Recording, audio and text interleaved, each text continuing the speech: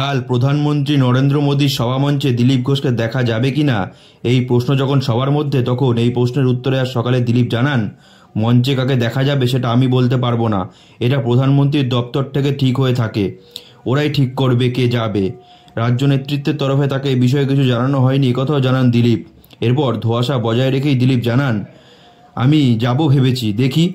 এ নিয়ে বিকেলে দুর্গাপুর থেকে বিজেপির নতুন রাজ্য সভাপতি শ্রমিক ভট্টাচার্যকে আসলে কি বলেছেন আপনারাই দেখে নিন।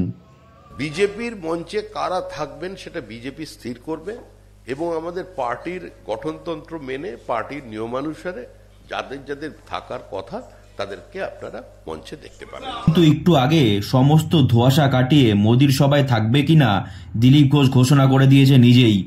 ফেসবুকে একটি পোস্ট করেন দিলীপ ঘোষ, সেখানে লেখেন, দুর্গাপুরের মাটিতে প্রধানমন্ত্রী নরেন্দ্র মোদীকে স্বাগত জানাই। তিনি দুর্গাপুরের নেহেরু স্টেডিয়ামে পশ্চিমবঙ্গের জনগণের উদ্দেশ্যে বক্তব্য রাখবেন।